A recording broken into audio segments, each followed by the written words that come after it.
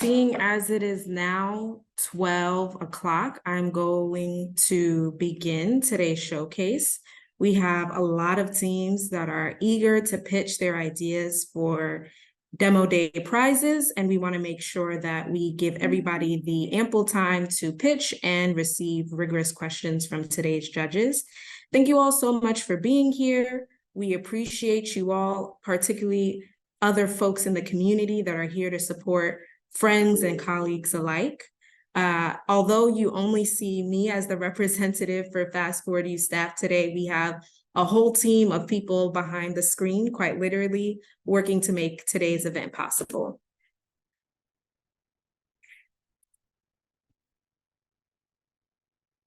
And I'd love to give those folks a shout out. That includes our director, Josh Ambrose, assistant director, Paul Davidson, Anthony Waters, the director of Social Innovation Lab, and Elena, our marketing and operations coordinator. In the interest of time, I won't necessarily go into the nitty-gritty of each of these roles, but at the end, if time, we will have a chance to explain a little bit more about what they do and share some relevant information in ways that you can get involved if you are not already connected to our ecosystem. At this time, I'm going to ask Josh to come back on screen and just share a few words recognizing the great Pavla Marie Lapeyre. Good afternoon, everybody, and thank you so much for joining us this wonderful day. We're really looking forward to hearing everyone's pitches. As many or most of you know, we lost one of our strongest collaborators this semester, and it has particular resonance with this meeting and this group here today. Pavla Marie Lapeyre was my personal intro to Hopkins and the first Hopkins student that I met. To say that she set the bar high is an understatement, to put it mildly. Her influence is felt throughout our programming at Fast Forward U, especially with this Spark entry-level accelerator that she co-created. All of the folks here today have benefited from the curriculum that she wrote and directed when she was an employee with us. As a student entrepreneur from Hopkins, and then as a recent grad, she won multiple awards from Fast Forward U, including our highest prize at the time, the Bishotti Student Prize. Today, her company is headquartered here in Baltimore, has over 30 employees, and has raised millions in venture funding, doing business all over the world. Pava was a friend to many, myself included. She embodied the words on our wall at Fast Forward U better than anyone else. Take risks and move forward.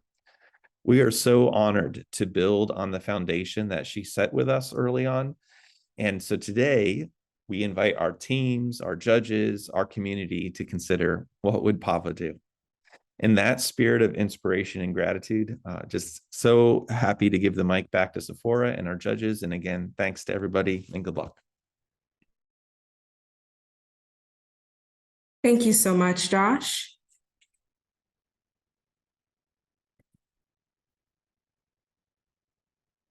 And so with that, I want to share a little more information about what today's event includes. The Spark Accelerator, for those of you that are unfamiliar, is our early level accelerator for students that are currently in the idea phase and looking to validate and produce a product that people really want.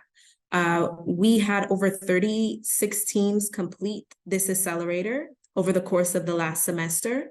They attended weekly mastermind sessions and held one-on-one office hours with our strategic advisors. I should also mention this program is entirely virtual, so we have students from far and wide, Baltimore and beyond. I'd love to shout out our strategic advisors that are truly instrumental in the work that we do here: Selena Shurkin, Alana Thiyi, Nandita Balaji, Srivasan Rangaraj, and Wesley Hamilton. Also off camera, but here working diligently to make today's event happen. And you'll see the spotlighted panelists today. All of them are Hopkins alum that have diverse skill sets in entrepreneurship and entrepreneurial support. So excited to have them judge and ask engaging questions to our students today. They are volunteering their time, and we are eternally grateful for the work that you've done. Sam, Liana, Bina, and Param. And so with that, I want to highlight the prizes. every team today, congratulations, you're receiving $500 for just being here. And also what will be decided today are 2 judges prizes for the first round and the second round, and 2 audience choice prizes for the first round and second round. So everyone here today is a decision maker. And speaking of rounds, there are 10 teams today for the first round and 10 teams for the second round. There are 2 judges that are judging for each round. The teams will have 1 minute to pitch and 4 minutes to answer a Q&A from the judges. Just for the flow, we will not necessarily be taking questions from the audience, but if you do want to connect with these teams, please feel free to connect with them afterwards if you have follow-on conversations, and I'm happy to facilitate that. At this time, please, all teams, as you are aware, change the format of your name to include your venture name and your speaker name. So if I were a founder today and my team name would be, I don't know, the Sparkites, and the speaker name would be Sephora Saint Armand, that'll make it easier for us to promote you to panelists. So I'll give you all a second to do that.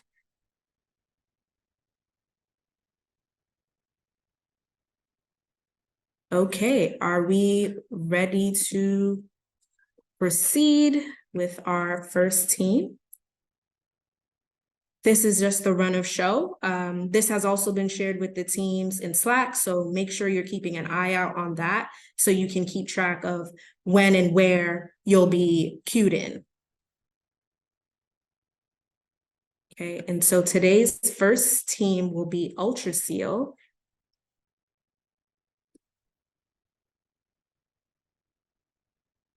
Okay, the floor is yours.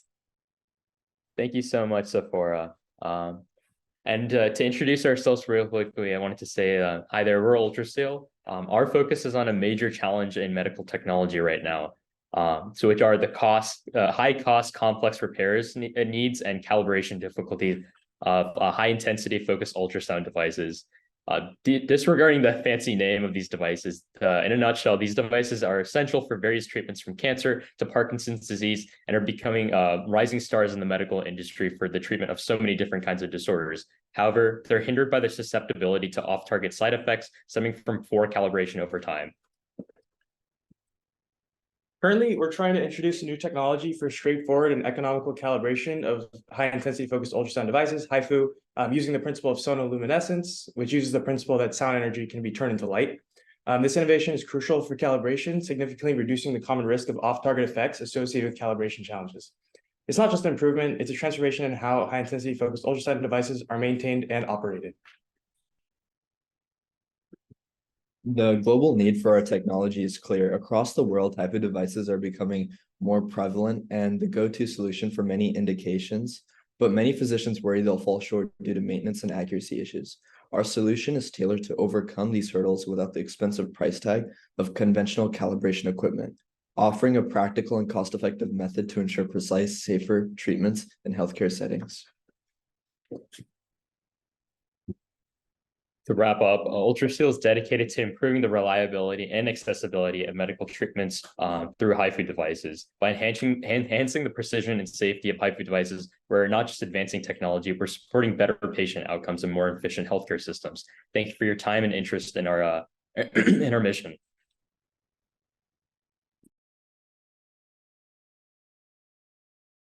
Thank you so much, Ultraseal. And at this time, I'm going to pass it to Param and Sam for any questions that they have. Yeah, I can start. First of all, thank you for the presentation. Really interesting problem, and very interesting solution as well. I guess in terms of my question is more about geography and market.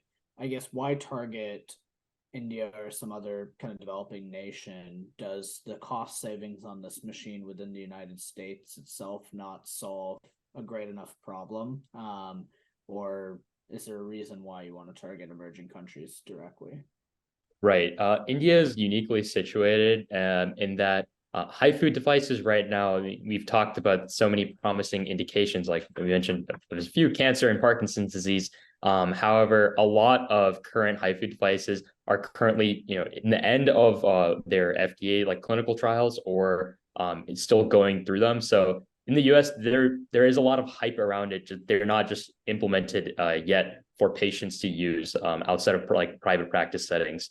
In India, however, for a lot of government hospitals, there are actual HIFU devices being used on the ground. And so as far as like regulation goes, it is a little bit like less stringent in India. Particularly, I can't speak to all the other emerging markets, but for India, it's uniquely situated for this kind of need. And we're definitely not opposed to American markets. Like some Yeah. stakeholders we've talked to have actually recommended us to start in American markets versus Indian. It's a lot easier to start, in our like in a more comfortable, more I guess familiar market than to expand abroad. And especially that we're here, so Yeah. it's much easier to start. And this is strictly within hospitals. This is not Yes. usable in outpatient facilities or something like that. That's correct. Yeah. Sam? So to disambiguate that, are we saying that HIFU devices are mostly in hospitals in the US or mostly in clinical, sort of private clinics settings? So they're mostly within the US. The HIFU devices are currently like going through clinical trials. So those that are in hospitals, they are being like studied for their efficacy. However, the same kind of limitations don't necessarily apply to private practices in that they can just market the HIFU devices as a solution instead of like an invasive surgery, as the whole point of HIFU is a ability for minimally invasive surgeries, and private practices can market themselves that way in a way that like a large hospital could not. Really quick bullet point answer if you have it. Are there particular conditions or medical specialties you'd want to market to? Yeah, so the biggest indication of HIFU right now is cancer, and more specifically, as you can see in the right-hand image, some big ones are liver cancer, prostate cancer, and esophageal cancer. And Yeah. what makes your device particularly cheaper in such a kind of Right. So current calibration equipment relies on a thing called like a degassed water tank, which is right now runs a couple, is it like $50,000, I think, for physician or for hospital systems to buy the equipment and then hire personnel to man that equipment. Our solution, instead of relying on the particularly expensive like reagents and chemicals involved in the system, we partnered with the lab here at Hopkins to use the kind of principle we were talking about sonoluminescence, and said, instead of those expensive chemicals and reagents, we want to use the ability of sound to convert into light, so sonoluminescence, as a way to measure the intensity of the device in order to calibrate it. Thank you. Thank you so much, UltraSeal. Thank you, Param and Sam. Such an invigorating conversation. And with that, we are ready to move on to our next team, which is Cupola. Whenever you're ready, Chu. All right.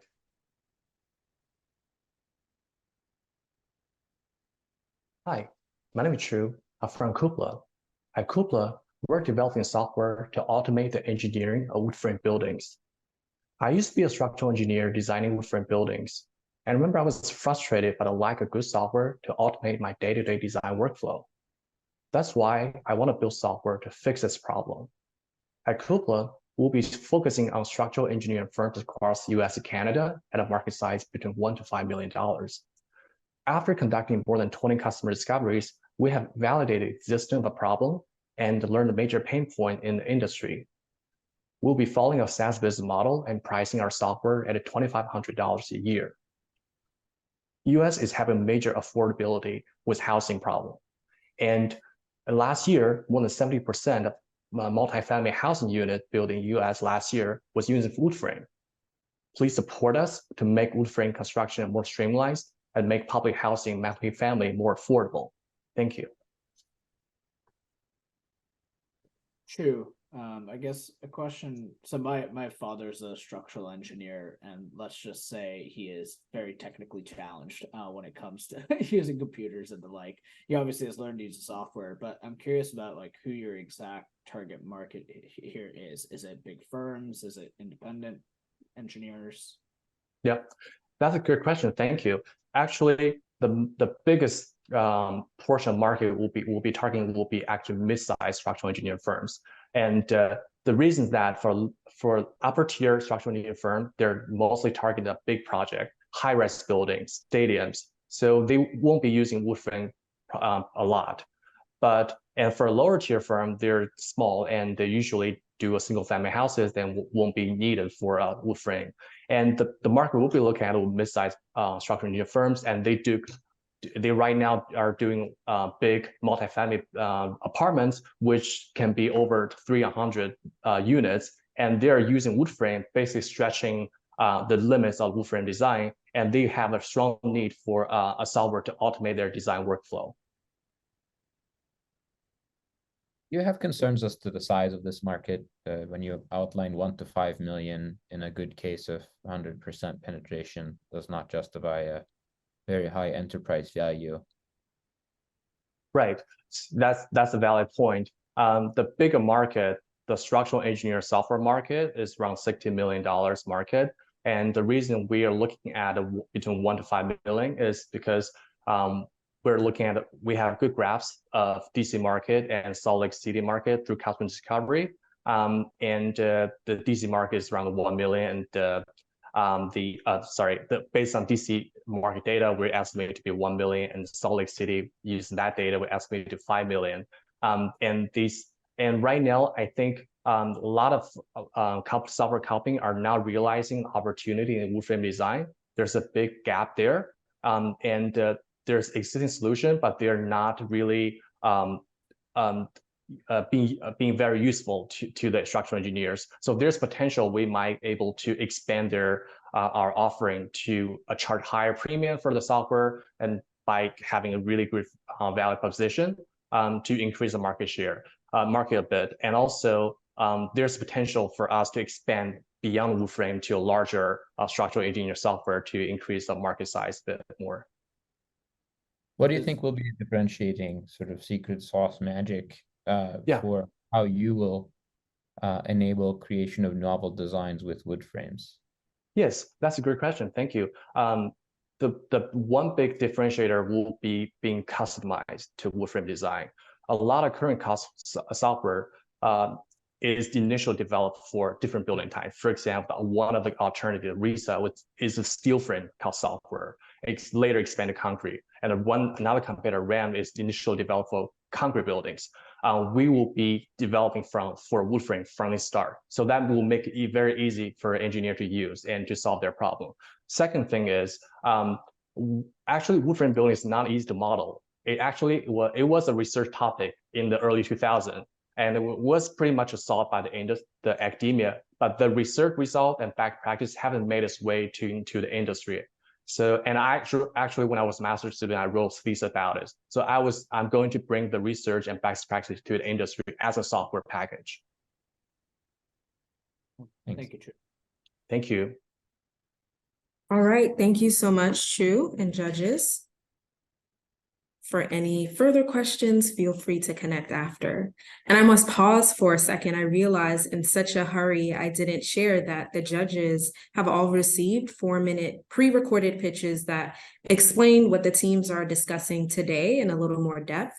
So for any of you that are curious and want to learn more about these developing ideas, feel free to click the link that my colleague Josh is sending in the chat.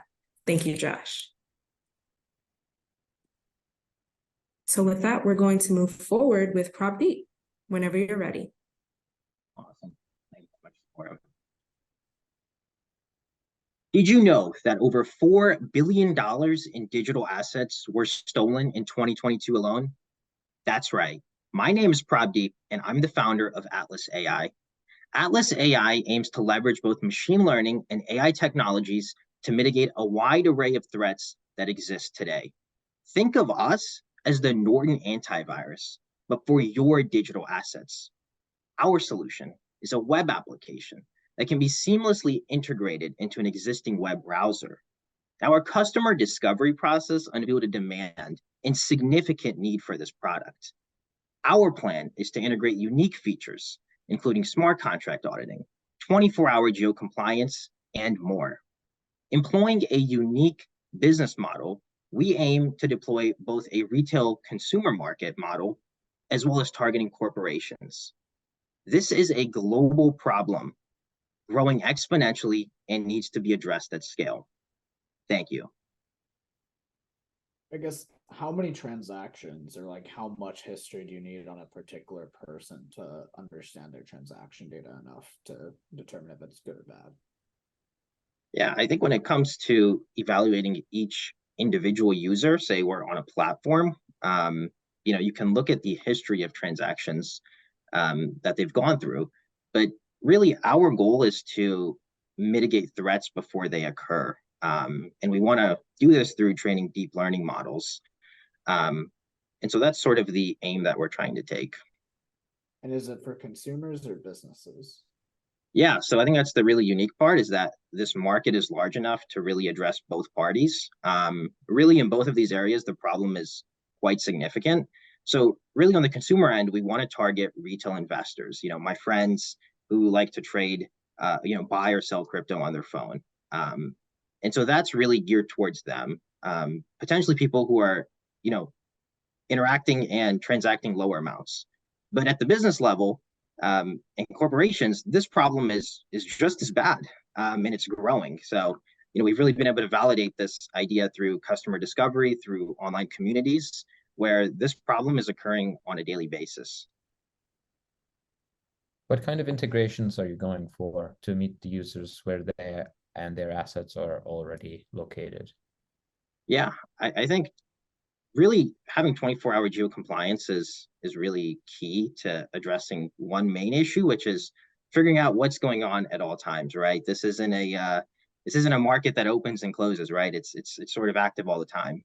And in terms of our integration, we think being able to integrate a model that can audit smart contracts effectively is really the solution. This is where the leakage occurs the most.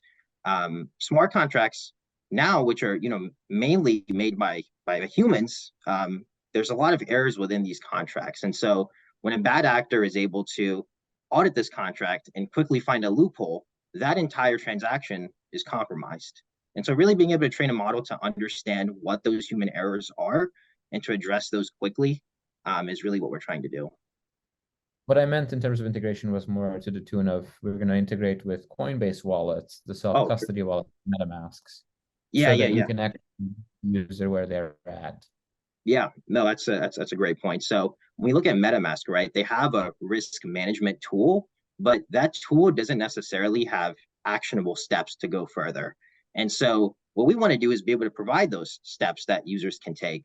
So definitely the integration can occur with MetaMask, and we think with exchanges, this is just as valuable. So thinking of Coinbase and Binance, they don't have a robust security protocol in place. And how does this make money? Yeah, so on the retail investor side, we would really charge users a fee per transaction. So we would take a percentage of that transaction. And if we think about this from the business end, I think when it comes to scaling this to enterprises, it would really be best served as a SaaS model in which these businesses would pay a monthly retainer fee to really use this. And I guess just you say 420,000 digital asset transactions in the United States. Across what time period is that? That feels very low. Yeah, so that's actually on a daily basis. Okay. So that's a mix of both what corporations are interacting with as well as retail users. And just last piece is I guess the actual physical way this works is you integrate with, call it Coinbase. I am paying or I'm sending money to something and you guys figure out that it's not the right person or it's a fraudulent account or something and stop me from making that transaction, or how does that work? Correct. Yeah, exactly. So MetaMask, right, they already have a risk management tool, but that tool is only able to provide sort of statistics around the transaction, not necessarily take actionable steps to mitigate that threat. And so exactly, if there is a threat, our goal is to actually mitigate it and take steps towards that. And our goal is to automate that. Thank you.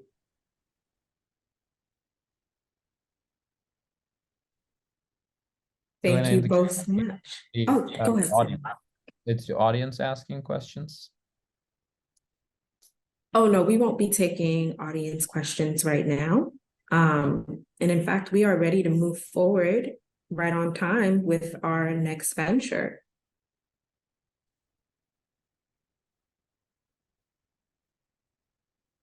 Hello, Arpit. When you are ready, feel free to pitch. In a rapidly evolving digital world, staying one step ahead of cyber threats is more important than ever. That's the driving force behind Gogeta, a framework that is designed with adaptability and scalability in mind. It's perfect for both individual enthusiasts and large corporations. Gogeta blends the open source innovation with commercial software's reliability, providing a versatile, user-friendly platform. It streamlines the scanning process, optimizes resource usage, and enhances efficiency, integrating various tools for automated vulnerability analysis. Through our limited real-world tests and on-bug bounties, we are already able to get bounties worth a total of $10,000 using this. Gogeta, with its modular design and distributed architecture, is not just about protection. It's more about empowering users to stay a step ahead in cybersecurity, ensuring a safer online environment for all. Any funds that we win here will go towards our product development and customer acquisition costs. Sam, you want to go first? Sure. So, Arpit, how do you ensure that the best talent actually joins the community as a quote white hat hacker to find these bounties? So there are already various. So are you talking in context of bug bounties, of how do you ensure that good people join bug bounties? Yes, that the best in class actually come to participate and catch them, rather than try to find now the open source code based and then actually use it to hack. So well credentialed, good quality, but also good intent. How will you sort of vet the participants that are participating in the quests? So that's not really in scope of what Gogeta is doing. We are building a tool that would help people, that would help organizations and individual bug bounty hunters or who are already involved with multiple platforms to do this. The way this currently would work is these platforms largely rely on the goodwill of people, wherein say I as a hacker, I can either attack a company illegally, take the risks of maybe finding something and then selling it off on the black market, or I can just directly go to the company and they are providing me with a hefty bounty. And that is one of the driving forces today for why people prefer to do bug bounties, because they're also legal. So there are no legal issues around that. So you're selling a solution, a set of tools for these hackers to be able to more efficiently discover threats and vulnerabilities, correct? Yes.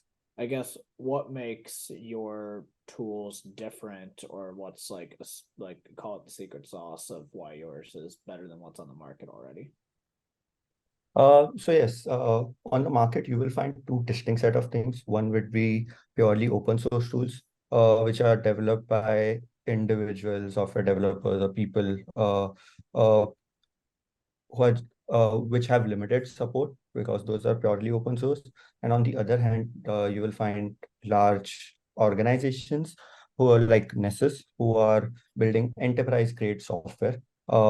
We try to bridge the gap between them, wherein we are having our open source version, but there is also support from our end, and we are selling not just to these bug bounty hunters, but then also potentially to startups and enterprises.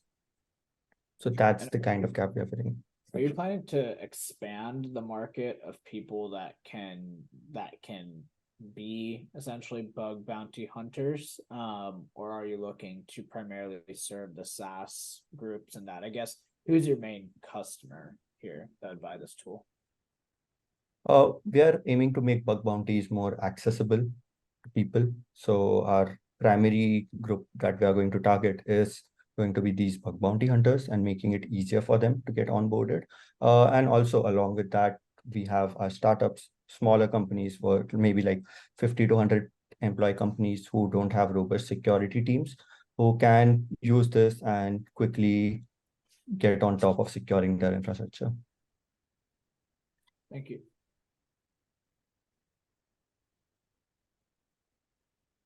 Thank All you. right, thank you so much. And with that, we're ready to move forward with Adi and Alokia. Let's go.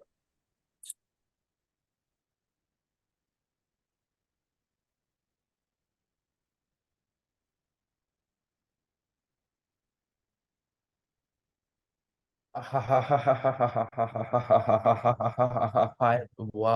yeah, my name is Hadi, and I'm the founder and I'm the founder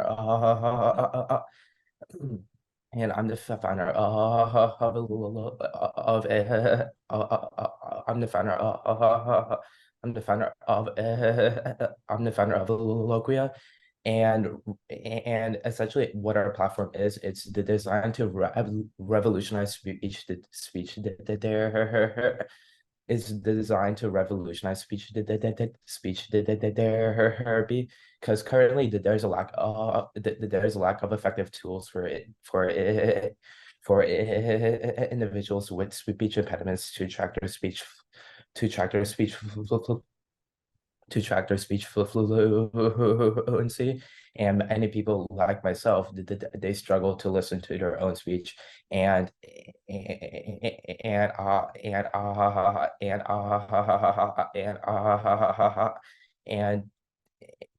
find patterns in their own fluency. So that's where my venture comes in.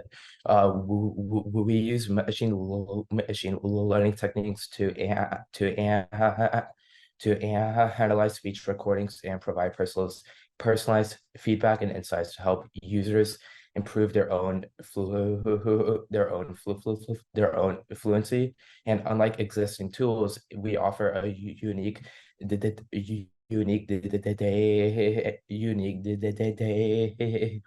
we provide a unique data-driven approach, which empowers users with a visual and quantitative dashboard to track their progress and gain confidence in their speech. And our platform isn't just for individuals, though. It's also a powerful tool for speech therapists, as it offers a comprehensive system to monitor the progress of their clients as well. So yeah.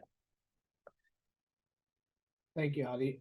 What I find really interesting is within this market, one, there's a ton of people, as you stated, like 3 million, I believe, that have sort of these speech impediments, and that I guess looking at the rest of these like tools, they're largely kind of outdated, or they're based in some sort of hardware or something. I guess, how does artificial intelligence or machine learning, as you've stated, actually kind of make a difference in understanding speech and kind of being your coach and improving that? Yeah. So like right now, it's essentially just a way to accurately know how fluent your speech is. Because like right now, when you go to speech therapy and whatnot, you yourself have to give like what you feel about your own speech, and usually that's not like that's a very biased view of your own speech. And you usually tend to give like a more positive outlook of your own speech. So like what we're trying to do is like we're trying to create a quantitative way to accurately know like exactly what kind of like where are your most common speech impediments. For example, there are lots of different kinds of disfluencies. So we essentially just want to make a really quantitative way to track your own speech, and therefore you can specifically target the you can specifically target your speech, and let's say you're the therapist. They also use this platform. They're able to they're able to they're able to monitor your speech from a quantitative perspective as well. So it's essentially pattern recognition saying, hey, I'm experiencing difficulty with these particular vowels or speech sort of elements. And based on that, it's saying, hey, you should work on these particular components. Is that some way to understand it? Yeah. So so what you would do is you would have a recording of your own speech, and you would input it into the platform, and the platform would essentially tell you like the percentage of your fluency, where are your most common disfluencies, like on what kinds of words and whatnot, and essentially like what you would probably be expected to do is like every week, or you would like repeat in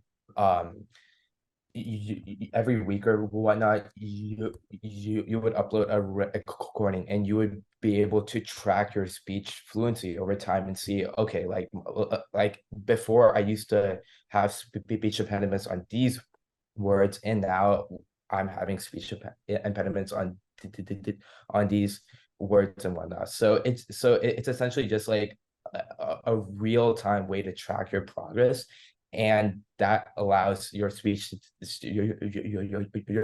therapist to specifically target exactly what they want to work on. So we're essentially just making speech therapy more effective, because both you and the speech therapist know exactly like what where is the issue in your speech, and then they themselves can give the feedback that they offer. And Adi, do you think there's a value in trying to capture other contextual variables, like what kind of a setting it was, what state of mind you were in, what was your blood pressure, or is it really independent of the context? You can focus on the words that you're having trouble with, and then practice those. What sort of do you anticipate other metrics would be important to capture or not, and if so, which ones? Yeah, so I think obviously it would be nice to capture other metrics as well. But for a user itself, you want the process to be as streamlined as possible. And I think the main point of this platform is to also make it accessible, right? Because right now speech therapy is like really expensive, and not many people are able to afford it. So essentially our platform is trying to make it more accessible, so everyone can track their own speech. I think that it would be nice to track other metrics, but the one metric that really does count is your own fluency. And like and in the platform, when you do upload your your voice, you can also like you can also note down like exactly where it was, and like whether or not it was like whether or not it was a stressful situation and whatnot.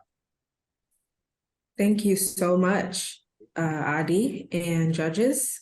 And with that, we are going to move forward to our next venture with Christian and SkillLink. Thank you so much, Sephora. Let me paint you all a picture. A college student faces job market challenges. Traditional platforms have failed him, and he struggles to secure a job without the right network. The question thus arises, why can't the college student land a summer job? SkillLink emerged as the answer. SkillLink is your new career catalyst, revolutionizing professional connections. We provide a space for skill-based networking, fostering meaningful interactions and unlocking opportunities. With specialized resumes and seamless communication, SkillLink makes networking accessible. But here's the twist. Skilllink's pricing model. For each transaction, a mere 10% share ensures a flexible pricing structure. We let the mentors select their own pricing according to their expertise and skill level. In the current 60 million fresh graduate and entrepreneur market, we see immense potential. But our vision doesn't stop there. We're eyeing broader networking markets, and researcher communities, offering a vast landscape for growth. We seek support to fine-tune MVP, launch marketing campaigns, and solidify partnerships. Your backing will propel Skillink, bridging the gap for professionals seeking quality connections. Join us in revolutionizing networking's future. How do you think about distribution, Christian, of getting people onto this platform? Yeah, this is actually a question we've been grappling with. The initial idea is to do a lot of marketing on college campuses to get students to sign up and get people who they're connected to also sign up as mentors. From there, we can expand into the larger market with larger campaigns like YouTube or even on other job boards like LinkedIn, just trying to build a user base.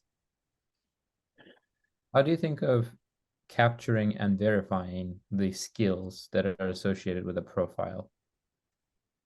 Absolutely. So for most users, we will go based off truth, right? We hope that they're going to say the right things and they'll be able to make their account that way. But once a mentor signs up for our platform and they start getting customers, the customers are able to review the mentor and say, actually, they didn't know what they were talking about. They didn't have the connections they were promising. They didn't have the information. And so that's the one thing that can provide better ideas to the future customers about what they're actually signing up for. Also, we have a feature for promoted accounts, where those accounts that we're going to show off on our platform are going to be the ones that we're going to actually look through and make sure that the mentors are saying they have the right tools. What incentivizes mentors to join this? Mostly the economic portion. They can make money using this platform. You know, a lot of us find that we have extra time and we want to connect with the younger generations. So this will allow them to be able to provide their expertise and skills to the younger generations and make some money on the side. Do you feel that the customer is like a school that's paying for this? Because I don't see, at least in school, I didn't really have enough money to pay for this type of thing. So absolutely. So there is going to be a version of this for universities and schools where they won't actually have to pay anything. But for the most customers, we're hoping that they just, graduated. They might have some money that they're looking for that first job. And entrepreneurs, they're going to have some money to make those connections. And so that's the goal. Of course, there's also going to be a text element of this where you don't actually have to use our software to make those connections, which is also another valuable part of our platform. Sam?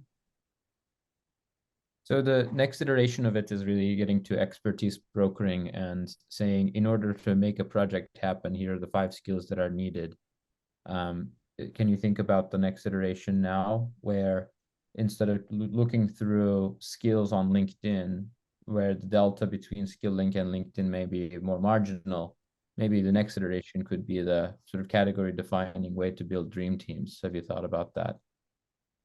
Absolutely. That's a great question. And actually, you have hit a point that we're looking at in how you're able to build teams with this. Like entrepreneurs can actually use this to find future employees and things like that, which is one of our use cases. Okay. And can we utilize our personal information universe, such as our documents, drives, existing social media platforms, message histories, to just link, and then let Skillink do the work on identifying our skills and let us select to confirm, and then maybe even automate the messaging within those various platforms? So you're talking about like an API integration. Take it as an Sure. Yeah, so API integration is going to be something down the line to allow that automatic processes. Currently, we don't have the bandwidth to like actually support that kind of features, but if the project was to continue, we would be able to start building that kind of features. Thank you. Thank you, guys. Thank you. Thank you all so much. And I just wanted to share with the audience and the judges that we're already halfway through this first round. to me, it feels like it's flying by. I hope that's the same for you all and you're feeling engaged by these ideas. And with that, I would love to move forward with our next venture, Plaza, with Sunny Patel. Sunny, whenever you are ready. Hey everybody. Plaza is a new way to think about sports entertainment by improving fan engagement through an interactive platform that facilitates sports communities. Sports viewership has decreased across all leagues, especially sports matches that are low stakes, and has a strategic demand by league owners to excite fans once again. NBA Commissioner Adam Silver recently announced that the league is looking for innovative ways to keep fans returning for more. The Plaza is a fan's routine source to catch up on league's highlights, scores, and generate buzz and conversations about everything sports. This platform will enable fans worldwide to have a more immersive experience watching the game, learn rich information about the league and its players, and give fans the ability to contribute to the world of sports.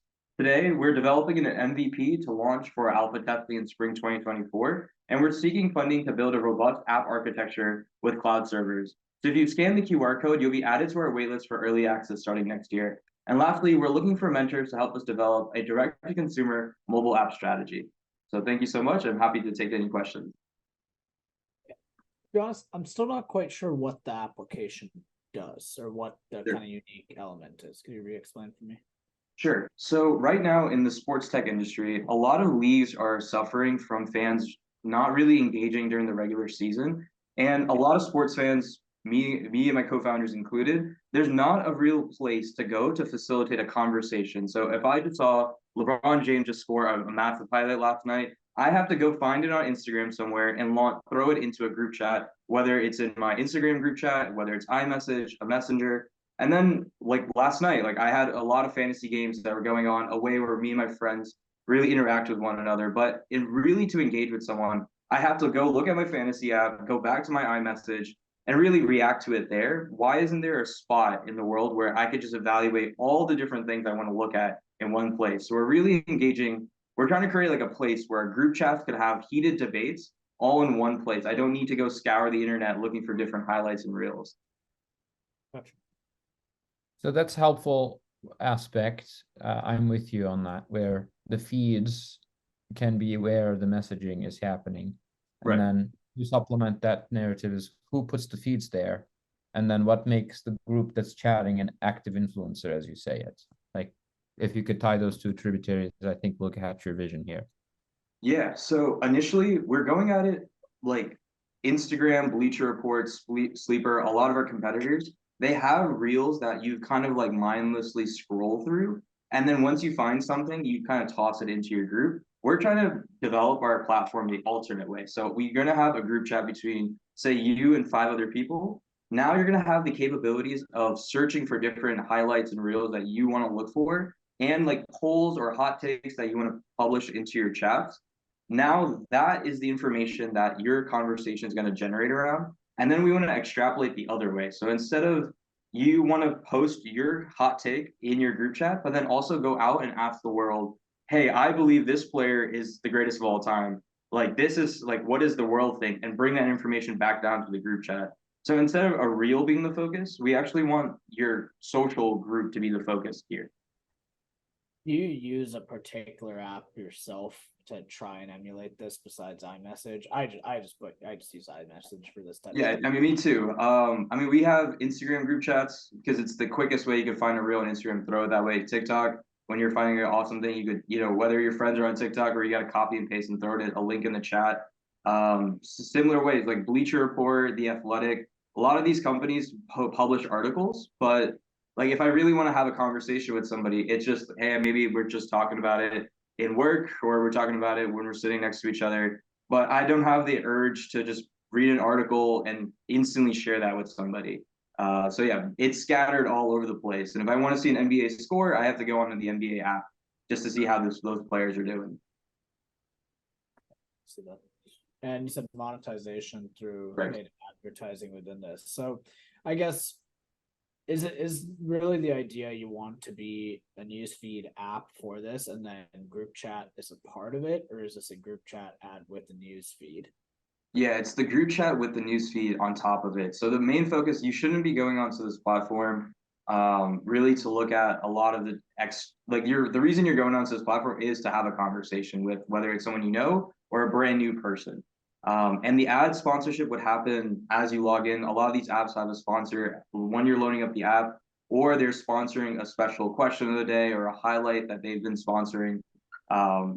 Yeah, so we really want to generate like this hidden revenue type of business model where ads are kind of constantly being flashed or somehow, built into the app where they're not really like blocking your view. Understood. Thank you. Cool. Thanks, guys. Thank you, Sunny. And with that, we're going to go on with Whisper.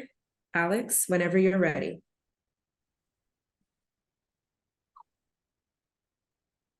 Imagine trying to check your email if you had a blindfold on. You could have it read out loud, but what if you're in a meeting or on a work call? Why should you have to choose between reading a presentation and hearing it, or between checking your calendar and talking to a friend? This is an issue that over 1 million blind people face in the United States every day. I'm Alex Kim, the founder of Whisper. We're building a revolutionary communication device to transmit information using vibrations on different parts of your body. Our devices are 4 times faster than Morse code, widely customizable, and so discreet, I once tricked a German man into thinking I was a psychic. Party tricks aside, we hope to unlock a new avenue through which blind people can experience the world. Last year, the famous blind advocate Daniel Kish verified that our technology had the potential to transform the $3.9 billion accessibility industry. Whisper is a supplement to current technologies and is so novel that we don't have any direct competition. Our 4th prototype will have the functionality and durability for practical testing, bringing us one step closer to providing a new sense of agency to the blind community. Thank you very much. What parts of the body, like how does this actually look on a person? All right, so there's basically 2 parts. There's the physical part, which is the device, and that is basically 2 leg straps. We built it so it can go anywhere on your body, but right now we're iterating with leg straps because we feel like it's the most practical solution. And each one of these has 3 vibration motors on it. So in total, there'd be 6 vibration motors. And then we also wrote some code. It's like a communication protocol. So it's based off Morse code, but it's much faster since there's 6 outputs instead of 1. And depending on how those motors vibrate, you can transmit information very, very quickly. How do people get taught this? So we're experimenting with different methods. I already wrote some code that's basically Duolingo, but a little bit dumbed down. And I've been trying this with my friends. We managed to figure out you can learn it in about a week to get proficient with it if you practice like an hour a day. And it's definitely a significant hurdle, like the most significant one to adapting our technology. But from what we've experienced with people, they'd be very, very willing to learn it. Yeah, generally takes about a week to learn it, and it's just practice. And just last quick question for me is, like, I guess, how am I consuming outside data? Like, for example, if I'm a blind person, there's signs that have Braille on it, and I can expect that it's there to some degree and do that. How do I use this to interpret the same thing? Not everywhere actually is Braille. It's pretty lacking in the United States and especially worldwide. I mean, the US is pretty good at it comparatively. Braille is very useful. We're not trying to replace that, but a lot of people use Braille in the terms of they have this machine. It's like a refreshable Braille display, and it's basically the size of a typewriter. So it's kind of like a laptop, and you can read it with your finger, and it's very great. What if you're on the way? Like, there's no equivalent of a smartphone in touch for blind people, and that's what we're trying to solve. We're trying to solve the issue of if you're on the subway and you're moving, you can't carry around a typewriter-sized Braille display. You might not be able to hear it because it's loud. So there's no other option. And for example, if you were a blind person watching this, how would you read the slide? Right now, all that you could do is have a screen or text-to-speech reader, right? Read out loud. What if I'm talking? What do you do? So we're trying to create an alternative way that you can consume information. Is it an adapter to English, or is it a completely new language? It is. So we have multiple iterations of our communication protocol. We've written them so that there's combinations that turn directly into letters. So we have our 3rd version, basically when it has characters. So if, let's say I activate motors 1-4, that would be an S or something like that. We also have characters and numbers and integers in there. The most recent version we wrote actually correlates directly to sound. So a phoneme is the smallest unit of sound in the English language, like the sound a T makes or the sound like an M makes. And we've associated these combinations that we have with those letters. So it's actually really fast, and you can basically hear stuff through these combinations by associating them with sounds. So it works for English. We can also make it work for pretty much any language. Right now, we're working on Mandarin because that's a very common one. And it should work with any language that has Latin like characters. I'm Will still there be struggling any? with.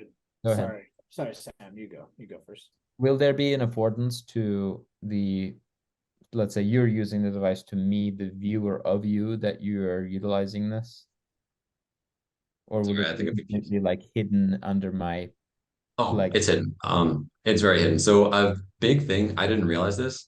When I was talking to Daniel Kish, he said a lot of like blind teenagers, fashion is really important to them, which never occurred to me before. So we tried to build this to be as discreet as possible. This is actually how I convinced someone I was a psychic. These go under your clothes. So our third prototype, we built them into leg straps. So they're basically like thin straps that you put around your thighs, underneath your pants. They're totally out of the way. They're very flat, long battery life, and they connect to your phone. That's just what we did because we had a very limited budget. But right now what happens is it's basically an entirely like enclosed computer system on each leg. And if you connect cellular data to this, you can hook it up to anything you want. And this is basically a backend that anybody can build apps on top of. It's a Linux system that you can run anything you want on. And we realized a big thing is a lot of people don't try to give blind people agency. A lot of people are like, here's a product, be happy with it. We're just providing a new way that you can receive information, and anybody can build stuff onto our product. And like, this is just the hardware base, and you can build software on top of it. Thank you. Thank you. Thank you, Alex. And with that, we are on to our second to last venture for this round. Max, whenever you are ready, we are ready to hear about Visual Score. Hello, everyone. Thank you. I am Max Idenoff, the founder of Visual Score. I asked 90 composers how they feel about the software they use to create sheet music. And the single biggest complaint across all the different competitors is the lack of support for contemporary and experimental practices. The result is that the process of creating sheet music is extremely time-consuming for those artists who do wish to step outside of the constraints of traditional music. And Visual Score solves this problem by combining fast music notation functionality with the infinite possibility of graphic design tools. All of our competitors only do one or the other, and none of them aim to serve experimental composers by actively encouraging artistic innovation. With the support of the Spark Showcase Award, combined with the backing I've already received from the Peabody Launch Grant, I'll be able to create an MVP for Visual Score's first public presentation at Peabody this spring. Thank you. Sam? Yeah. Hey, Max. Thanks for the quick skinny pitch here. Can you help me understand, maybe through an example of, here is a notation that would not have been possible without this novel way of demonstrating the Visual Score? And should the artist have been, or composer have been, limited to the conventional way, they would not have been able to demonstrate the very particular experimental, nuanced notation that lost the flavor of the music that you're trying to convey. Yes, so one example from a personal experience. Last semester, I wrote a piece for a full choir in which I wanted them to all improvise the actual notes they sang, but I wrote out essentially the contours of the melody and asked them to improvise specific notes. So what that would look like on paper is that have 3 lines showing bottom range, middle range, top range, and then right in the white spaces in between, approximate registers. But to actually create this digitally, I had to use the notation program I use to write on a staff with many more lines, write all the information in, export that as a PDF, and then edit each individual page in a graphics editor like Inkscape. I use Inkscape since it's free, and manually take out the different lines and create that white space, as well as moving around more fine-tuned adjustments to get what I actually wanted it to look like. So I had to have files for every page of this 30-page booklet and recombine them together. Which effectively killed the improvisation aspect of it because you had to pin down one particular version for each, right? Right. I mean, in the notation, like I had the idea of what I wanted it to look like and still have elements of improvisation. It's more so the process of getting it to look that way rather than the traditional way of having these are the particular notes I want you to sing these exact pitches. And the final question for me is, other than a handful of ingenious Peabody and few conservatory composers and maybe Jacob Collier, who will be your target market? Well, yes, that is the primary target market. Aside from people who are students, the majority of professionals who work in these more experimental avant-garde styles do have some connection back to academia, which is kind of an advantage since I'm in that world. I'll be able to reach those people more directly. They are my colleagues and mentors. Is there a trend saying, hey, are there more experimental composers or some sort of lift to that's saying, hey, this problem needs to be solved and it's going to become increasingly more important? More so based on talking to people. This is a problem that everyone, even before I did customer discovery research, throughout my entire time as a student composer, it's just a theme that has continued to come back talking to everyone I've interacted with of this is the digital tools we have. They're the best of a bad situation. But these experimental practices, some of them date back to the 1950s, but the technology has not caught up yet. Thank you. Thank you so much, Max. And thank you, judges, once more for some very thoughtful questions. And with that, last but certainly not least, we'll move forward with Nicholas from SealSync. Okay. Whenever you're ready. Perfect. Well, here at SealSync, we're here to transform your any ordinary fridge into an intelligent kitchen assistant. We're bringing the future of kitchen management into homes, making everyday life simpler and smarter.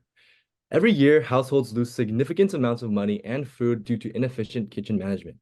In a growing market of worth $2.5 billion of smart fridges, we see a great opportunity to penetrate the market and provide a solution that households need. SealSync offers a solution which is a smart fridge attachment customizable for every fridge, combined with a user-friendly app, which converts any refrigerator into a smart one.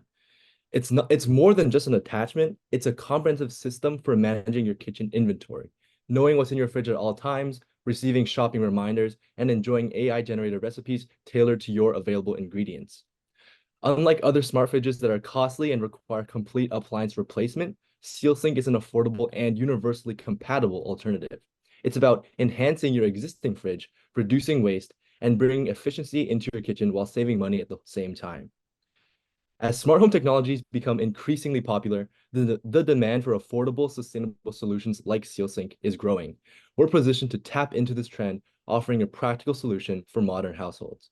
So join us in making kitchens smarter, reducing food waste, and revolutionizing the way we think about our home appliances. Thank you. I guess, Nicholas, what does this thing look like physically? Sure. So we're going to have a monitor tablet, essentially that's going to be able to be attached to the outside of your fridge, coupled with sensors and cameras inside the fridge, as well as a mobile app that goes, right on your phone, so you can see, have a digital inventory management system on your phone right there. And how would you compare the cost benefit, where there's the cost of the equipment, the power, the inconvenience of probably having to unplug it and charge it or maintain it, and then the savings of whatever you're going to accomplish. Hopefully it's the 100% of the things that a smart fridge can do and the regular fridge can't do. When you do that in the tack-on solution, how does the cost and benefit come out?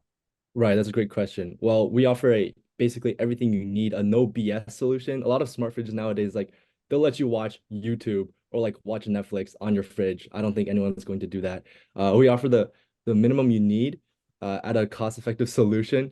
So instead of spending like $3,000 or $4,000 on a smart fridge, you can purchase our item for say $100, $200, and which is going to essentially save yourself that money back at the end of the year when you consider all the food spoilage that might have happened, especially for families.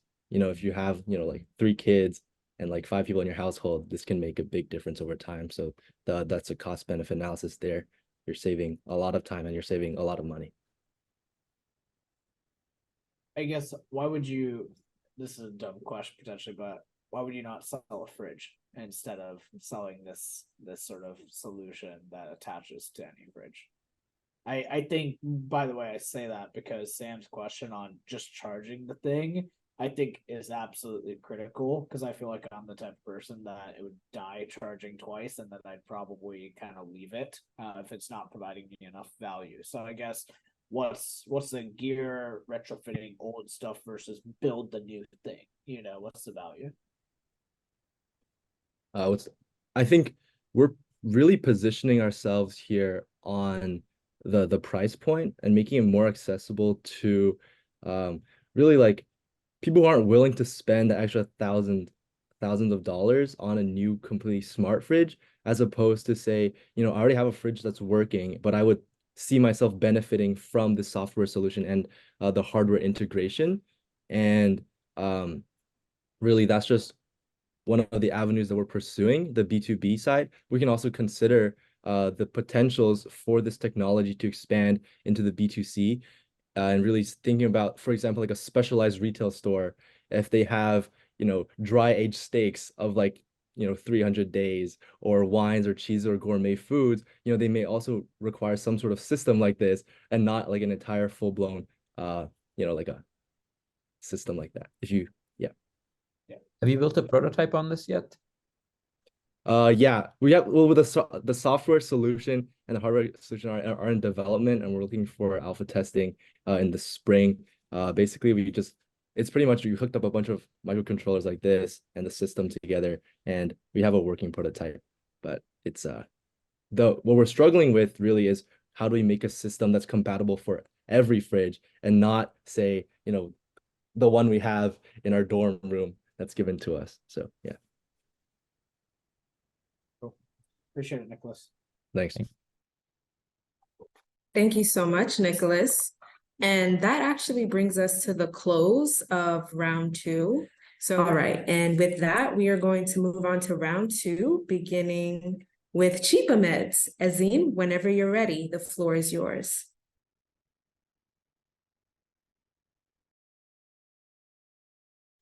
Thanks, Sephora. Imagine being asked a question, what can a 20-year-old possibly do without both legs? I mean, almost nothing, right? This was a question I was asked by my patient 6 years ago during my clinical externship experience as a pharmacist. Ashame had just lost both of her legs to diabetic neuropathy due to her inability to afford her $2 insulin dose on a consistent basis. This is also the case of over 2 billion people across the globe. Hi, my name is Eziniaso, and I'm solving the problem of medicine access and affordability for patients in low-middle income countries, specifically in Nigeria. CHIPAMED is a med technology platform marketplace that gives patients the power to argue their drug prices, and also a unique credit facility for patients who need life-saving medicines for their critical ill condition. We are currently hinged in Nigeria, and we are helping patients get access to life-saving medicines for their critical ill condition. By 2024, we are hoping to get access into 2 cancer clinics in Nigeria to give patients who have cancer conditions for their medicines, to get access to medicines for their condition. And with this funding from SPAC, we believe that we'll have more access and be able to test out our products in those 2 clinics by 2024. Thank you. Thank you. Feel free to ask any questions that you have. What is the strategy? Oh, sorry, Leanna. What is the strategy in terms of providing cheaper alternatives? Like, how is that accessed by the patients? Thank you. So I have worked as a pharmacist and also as a market access strategist with Clinton Health, and I understand that there are different markets dynamics and negotiation that can be used to bring down the prices of drugs. And the objective of CHIPAMED is really to promote the local farmer to be able to compete against the brand medicine. So we're offering the generic brands for patients who need some of these medicines. And we know that these medicines are also pharmacotherapeutic equivalent. So by negotiating the prices with pharma, both the local and global pharma, we're able to bring down the prices of drug for patients. So that's one of the strategies. Can you go deeper into the negotiation strategy as well? I know that the pharmacy benefit manager industry within the US is incredibly complicated. And so I'm just curious, and I think transparency is also a challenge. So I'm curious how you plan on kind of creating a pharmacy benefit manager-esque industry within specifically Nigeria, or is it just kind of more overall? So yeah. Thank you very much, Elena. I anticipated that question. The pharmacy system in Nigeria is very different from what we have in the US. And our solution is currently hinged in Nigeria. In Nigeria, we do not have the pharmacy benefit manager. They don't exist. So really, people just go straight to the retail pharmacy and not go to the wholesale market to get drugs or buy directly from the manufacturers. So we don't have the complexity of the pharmacy benefit manager being in the middle to mess up the whole dynamics. So really, most times pharmaceuticals send their drugs directly to the retail pharmacy and also the wholesale pharmacy. And we intend to negotiate the prices with this global pharma or local pharma directly. And by bringing volume consideration, right, assuring them of volume, we can make sure that we bring down the price. I'm just going to give a quick example. During my 1-year practice as a pharmacist, I had to outsource personally drugs for patients, about 7 of them who had cancer, because my pharmacy did not stock that drug. And it made me realize that people actually need these cheaper brands. And by doing this, I realized that my patients were satisfied with the drugs I was able to present them. And also, I believe that more people might need that solution. Just looking at the people I know 7 people who needed cancer medication on a monthly basis. So that's why I believe that patients would need such a platform that would give them access to get drugs that they need. And we are only hinged on 3 kind of conditions: cancer, diabetics, and cardiovascular event, not all kinds of conditions. And what's your revenue model? Revenue model. Okay, so we have the price negotiation where patients directly buy medicines from us. That's a source of income. Also, with the price negotiation with pharmaceuticals, we're able to get some cuts from the negotiation. We are also looking to partner with credit facility. 35% of all credit loans in Nigeria are medicine related. So by partnering with these credit loan facilities in Nigeria, we're able to assure them, the people who get the loans, the quality brand they deserve, and also get a pay cut from the credit interest. So that's some of our revenue. Thank you. Great, thanks. Thank you, Nadine, and thank you, Bina and Liana. With that, we are going to move forward with PrideMind. Brendan, whenever you're ready. Great, thanks, Sephora. Hi, folks. My name is Brendan, and I use he, him pronouns. I'm the founder of PrideMind and have experience on my own mental health journey as a queer person. Did you know that every 45 seconds, at least one queer youth attempts suicide? The queer community has always been a victim of harsh stigma and stereotypes, lack of education and research, and government pushback. And it's not just me on this journey. The primary market for PrideMind is progressive queer individuals aged 20 to 30, live in the United States, and have experience with mental health issues. Our TAM, which is queer individuals globally, is 710 million, and our SOM, which targets New York City, Los Angeles, and Chicago, is 1.5 million. We are currently designing the prototype of our application. The platform will run on a freemium subscription model. PrideMind provides a safe space for individuals to prioritize their mental health, offering tailored support, educative insights, and resources for digital usage that resonate with the unique experiences of the queer community. If you want to join us, we are looking for non-dilutive funding opportunities and mentors. Thank you. Are the supports provided are peer-based, or are there experts on the service provisions? Can you say that one more time? Sorry. So when there's supports provided through the solution through PrideMind, is that peer-based, or is it through expert mental health experts? Yeah. So once we gain a little bit more traction, we would like to add on mental health professionals to our staff as through mentors or paid staff. And it is not going to be another social media community, so it won't actually be peer-based. It'll actually be scientific and detection based once we get out of that MVP stage.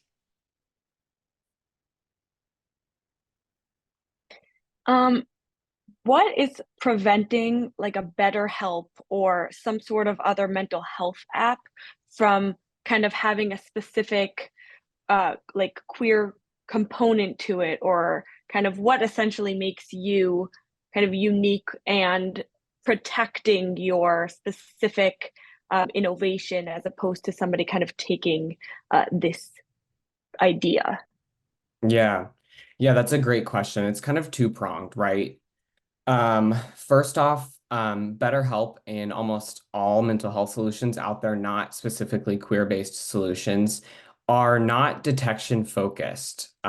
They are focused on keeping the consumer or the person going to therapy, if we're talking about BetterHelp, in therapy, right? So BetterHelp is focused on keeping their consumers in that therapy so they can get that monthly revenue. And PrideMind is specifically focused on being a resource and a foundation to support your mental health throughout your journey, right? Because it's not solvable, unfortunately.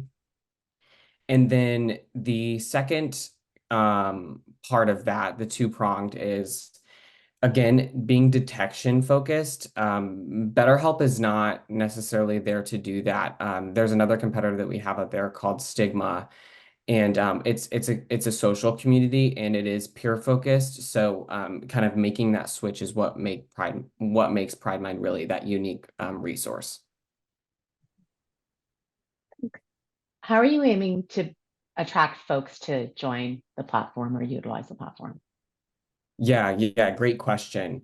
I think because our demographic is younger, definitely social media outreach for sure.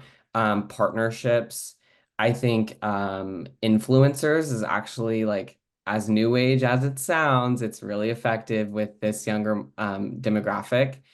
And then also the queer communities, they're established. Most people who identify as queer are they have their established community, they've got their family identified. So reaching out to those communities on Facebook, I'm a part of so many queer communities on Facebook, as and on a bunch of other social media apps that we can reach out and kind of market ourselves there. Thanks. Thank you.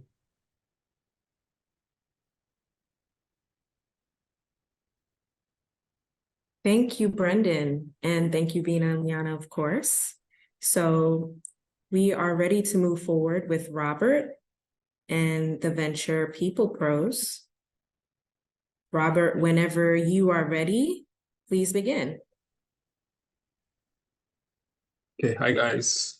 Okay, so just a few questions. Have you ever had a home repair problem that you don't think you can solve? Have you ever had a home repair done and you felt like you overpaid? Or has a contractor ever worked for you and felt like you were cheated? Well, I'd like to introduce you to People Pros. This is our AI-based marketplace for automated problem recognition. We alert contractors, you get contractor recommendations. It's a marketplace that allows online real-time bidding, that allows true price discovery, so you know what the actual market price is, and we match you with a contractor. You see rankings for quality, cost, how far they are from you, their average completion times, and you simply select who you want. We oversee payment, which is the only solution on the market that does this and ensures that the contractor does not get paid until the job is properly done. So far, we've done customer discovery interviews. We have our market sizing for our first years. Next, we're developing our app screens for our contractors, our customers, and our administrators. And with the funding, we'd like to help develop the app screens and also start development of our API. Thank you.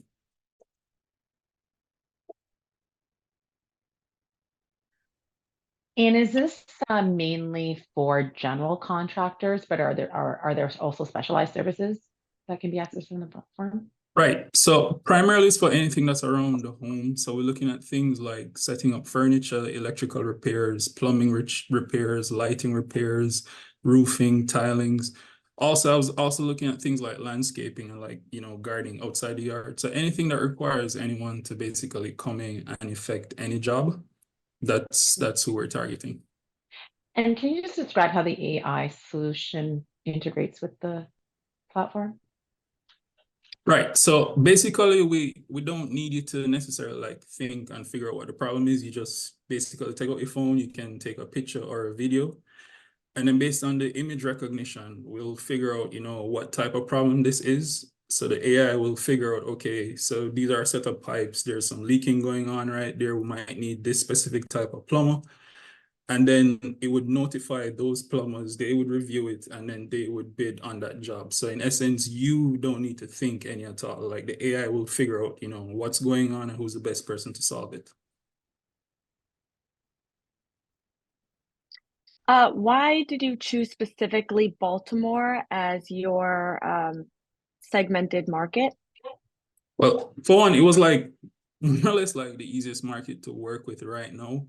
So like I visit Home Depot pretty often, and a lot of times when I go there are, persons outside that are just basically there, like ready to assist me with whatever I need. So it's like it presented like an opportunity to learn about like the customers and the contractors. So it was just basically right in front of me. Also, like I'm an immigrant, and Baltimore actually has, quite a strong immigrant population. So you'll find that a lot of them are, plumbers, electricians, basically the target market of contractors that I want. So it was kind of very easy and, very convenient. And how will you ensure that there's enough contractors on the platform to meet demand? Basically just marketing to them. From what I'm seeing right now, there's actually like plenty of people. So in some of my like customer discovery interviews, it focused mostly on them, but I had like a few like maintenance persons and pretty much willing to join because they wanted basically a slice of the pie. So there's actually a very huge like market out there for contractors who are seeking jobs. Also, we have a lot of like trade schools around that teach persons to do these jobs. So like every year they're pushing out new students who, who want to acquire work. So it's actually a pretty big market. Thank you. Thank you. Any more questions? All right. Thank you so much, Robert. Thank you, judges. And Thank with you. that, Brianna, if you are ready, we are moving forward with the Black Heron Company.